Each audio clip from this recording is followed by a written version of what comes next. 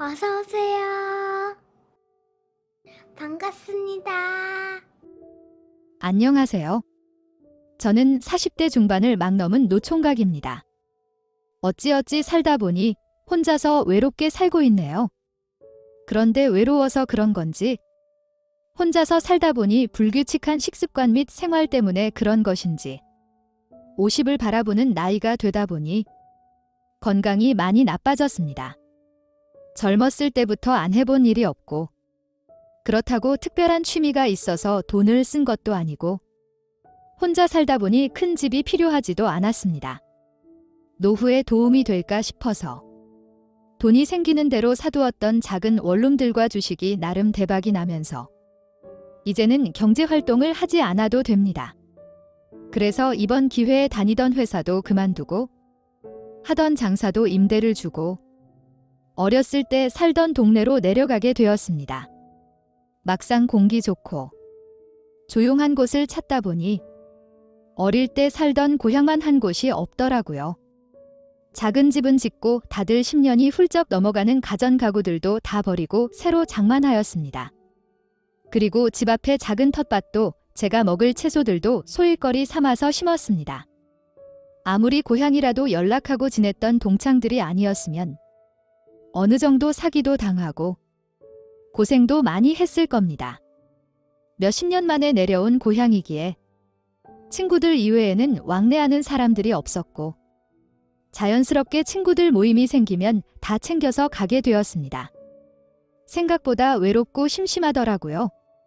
그러다 보니 고향 친구들과 다 연락하고 지내는 사이가 되었습니다. 그런데 문제는 저희 집이 마을 회관도 아니고 이것들이 답답하고 문제가 생길 때마다 저희 집으로 와서 술도 먹고 며칠씩 자고 가기도 하고 그러는 것이었습니다. 처음에 외롭고 친구들이 놀려와서 좋았는데 그것도 한두 번이지 계속되다 보니 이것도 힘들었습니다. 물론 시골이라서 그런지 저 말고도 장가 안 간 놈들이 몇몇이 있기는 하지만 부모님을 모시고 살거나 남자 혼자 사는 집이 좁거나 더럽고 아니면 다들 일을 하다 보니 낮에는 집에 아무도 없는 것이었습니다. 그런데 더 큰 문제는 어느 순간부터는 여자 동창들도 와서 그러는 것이었습니다. 처음에는 그냥 돌려보냈지만 시도 때도 없이 찾아오다 보니 이제는 그냥 포기하고 방 하나를 아예 게스트룸으로 만들어버렸습니다. 그날도 한 여자 동창이 집에 찾아왔고 적당히 술을 한잔하면서 이야기를 들어주다가 자고 가도 되냐는 말에 저쪽 방에 다 준비되어 있으니 들어가서 쉬라고 하였습니다. 방에 들어가 본 그 여자 동창은 서울 남자라서 그런지 뭔가 다르다며 친절하다는 것이었습니다. 방에 칫솔 등 각종 일회용품도 준비되어 있고 수건이나 이불 등이 깨끗한 것이 무슨 호텔 같다고 하는 것이었습니다. 그래서 상황을 설명을 해주었고 그러다 보니 이렇게까지 준비해 놓게 되었다고 하면서 갈아입을 편한 옷을 주며 문을 닫아 주었습니다. 먹었던 술상을 치우고 방에서 TV를 보다가 잠이 들었습니다. 다음 날 아침에 일어나 보니 아침 밥상이 차려져 있었고 작은 쪽지가 남겨져 있었습니다. 냉장고 먹을 것이 하나도 없어서 나름 최선을 다해서 차려놓고 간다며 잘 챙겨 먹으라는 내용이었습니다. 그날 이후로 며칠에 한 번씩 와서 반찬도 주고 가고 된장찌개도 끓여주고 가고 그랬습니다. 서울에 있을 때는 자주 시켜 먹었는데 여기 와서는 시켜 먹는 것도 그러는 것이 잘 되어 있지 않았습니다. 그래서 거의 계란 후라이와 김치, 쌈장에 고추 이렇게 먹었는데 그 친구가 가져다 주면서 정말 오랜만에 제대로 된 집밥을 먹게 되었습니다. 너무 고마워서 과일 같은 것들을 살 때 더 사서 주었고 옷이나 신발 등 선물도 몇 번 사서 주었습니다. 그렇게 주고받다 보니 더 가까워지게 되었습니다.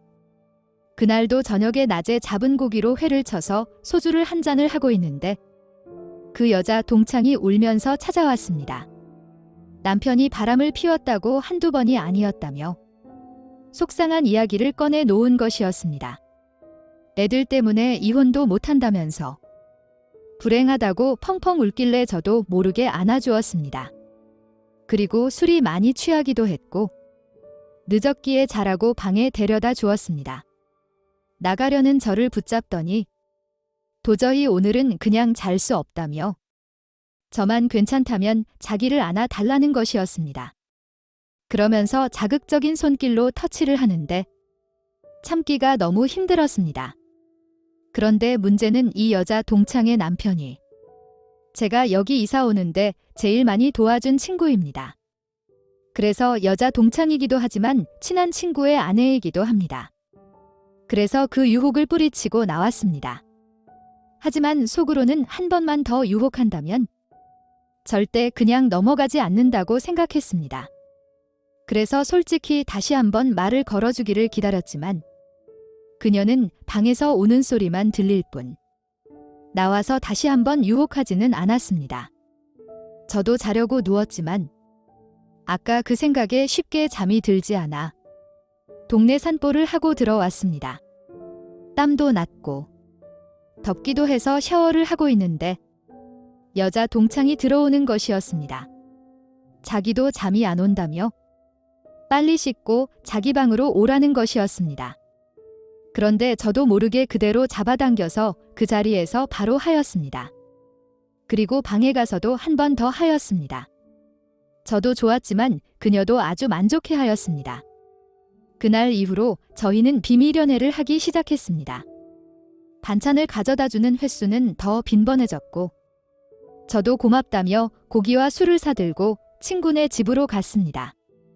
유독 술이 약했던 친구는 얼마 마시지 못하고 항상 일찍 잠이 들었고 그럴 때마다 여자 동창 즉 친구 아내와 뜨거운 시간을 보냈습니다. 그 후에는 유독 몸이 달아오르는 날이면 친구가 빨리 취해서 잠들기만 기다리기도 했습니다. 늦바람난 여자 동창이 무섭다고 해야 하는 건지 제대로 된 연애를 처음 해본 제가 정신을 못 차리는 건지 모르겠지만 자꾸 생각나고 자꾸 보고 싶고 자꾸 목소리가 듣고 싶습니다. 벌써 몇 개월이 지났지만 아직도 저희는 뜨거운 비밀 연애 중입니다. 결국 끝은 헤어짐과 상처뿐일 것을 알면서 멈추지를 못하겠습니다. 어떻게 하면 좋을까요? 결국 모든 것이 발각이 되고 큰 사건이 터질 때까지 그냥 고를 해야 하는 걸까요? 욕심과 현실 사이에서 답답한 마음의 사연을 보내봅니다. 감사합니다. 오늘의 사연은 여기까지입니다. 구독과 좋아요, 알림 설정 부탁드립니다. 긴 글을 읽어주셔서 감사합니다. 구독과 좋아요 꾹꾹 눌러주세요. 꾹꾹. 알림 설정도 꾹꾹 눌러주세요.